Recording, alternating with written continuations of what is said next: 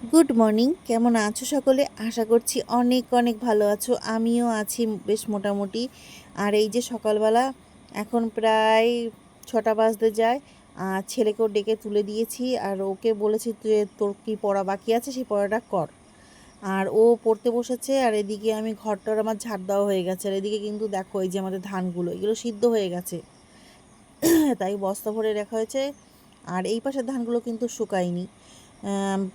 আর 2-3 ঘন্টার মতো রোদ থাকলে একদম শুকিয়ে যেত। সেদিন তো বৃষ্টি, আর আজকে কি হবে বলতে পারছি না। কিন্তু সকালবেলা দেখো বেশ রোদ্দুর উঠেছে, খুব সুন্দর, একদম ঝকঝক করছে।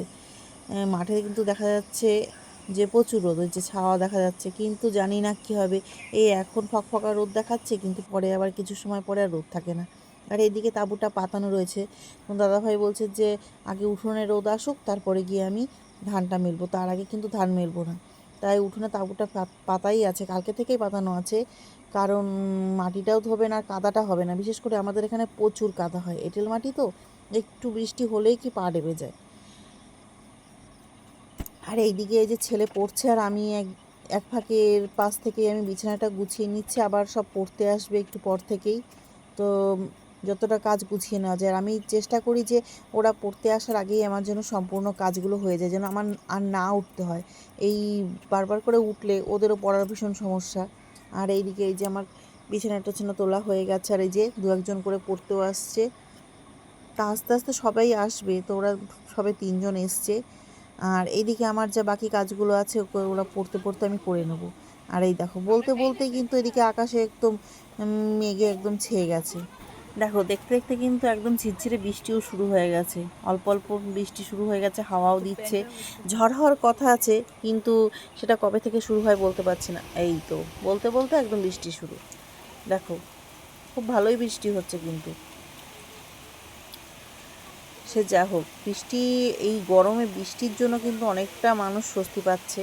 কিন্তু এই আমাদের সমস্যা একটু, ধানগুলো সিদ্ধ শুকনো কিছু করতে পারছি না। মানে হাফ সিদ্ধ, হাফ হয়ে রয়েছে, মানে সিদ্ধ হয়েছে, শুকনোটা করতে পারলাম না। আর এইদিকে আমি ওই যে পড়িয়ে উঠে আবার রান্নার কাজে চলে এসেছি। আজকে কিন্তু এই যে বাটা মাছ, বড় বড় বাটা মাছ, পুঁটি মাছ, এগুলোই রান্না হবে। তো এদিকে আমি সেগুলোতে নুন আর হলুদ মাখিয়ে রেখেছি, মাছটা যাতে ভালো থাকে অনেকটা সময়। আর এখানে মোচা হবে, মোচাও সিদ্ধ করে রাখা হয়েছে। মোচাটা সিদ্ধ না করলেও হয়, কিন্তু মোচাটা একটু সিদ্ধ করেই আমার শাশুড়ি সবসময় রান্না করতে বলে। আর এদিকে দেখো বড় বড় চিংড়িটা কিন্তু মোচার সঙ্গেই যাবে। আর এখানে আমি আদা আর জিরে বেটে নিয়েছি, আর নিয়েছি একটু রসুন। আর এখানে হচ্ছে শোল মাছ, একটা শোল মাছ পেয়েছে, সেই শোল মাছটা কেটে রেখে দেবো ফ্রিজে। আর আজকে তো ওই যে বাটা মাছ আর পুঁটি মাছ রান্না করব। আর মোচার মধ্যে পেঁয়াজ কুচি, পেঁয়াজ রসুন দেবো বলে পেঁয়াজটা কুচি করে রাখা হয়েছে। আর এই দেখো এখন আবার কি সুন্দর আকাশটা, বেশ একটু মেঘলা মেঘলা আছে, কিন্তু পরিষ্কারই, মানে রোদ রোদ উঠেছে হালকা। আর এই যে আজকে তোমার দাদাভাই কিন্তু আমায় মাছ ভাজা করে দিচ্ছে, কেন বলো তো? আর কড়াইটা এরকম কেন বলো তো? ওই যে মোচাটা সিদ্ধ করা হয়েছে, ওর জন্য কালো হয়ে গেছে। আর আমি মাছ ভাজতে গেলে আমার মাছের তেল প্রচুর ছিটে ওঠে, ওর জন্যই ও মাছ ভাজছে। কিন্তু ওরও আজকে একই দশা হয়েছে। আর এদিকে দুধ দিয়ে গেছিলো, দুধটাও আমি জাল দিয়ে নিচ্ছি। আমার শ্বশুরমশাই দুধ খান বাবু। আর এই যে দেখো রান্না হয়েছে মাছের ঝোলটা। আর এদিকে করেছি কুমড়ো আলু আর চিংড়ি মাছ দিয়ে শুকনো শুকনো, এটা রাত্রে রুটি দিয়ে খাওয়া হবে। আর এইদিকে সেই মোচাটা দেখো কি সুন্দর, বড় বড় চিংড়ি না, মোচাটা কিন্তু খেতে কিন্তু খুব সুন্দর হয়েছিল। আর এই যে পটল ভাজা,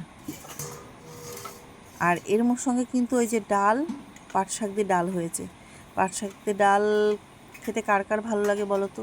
আমার কিন্তু বেশ লাগে। অনেক দিন পরে এই পাট শাকের ডাল খেলাম। আমার ছেলে বলেছে আমাকে পাট শাকের ডাল, আগের দিন তো পাট শাক ভাজা হয়েছিল, তো আজকে পাট শাকের ডাল।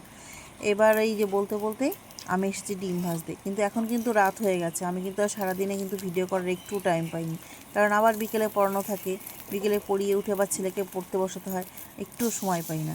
তো এই যে এখন এই ডিম ভাজা দিয়ে রুটি খাওয়া হবে। এদিকে বাবুও খেতে বসে পড়েছে।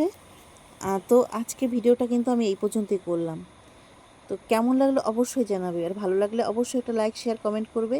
তবে আজকে এই পর্যন্তই, আসি, আবার পরে দেখা।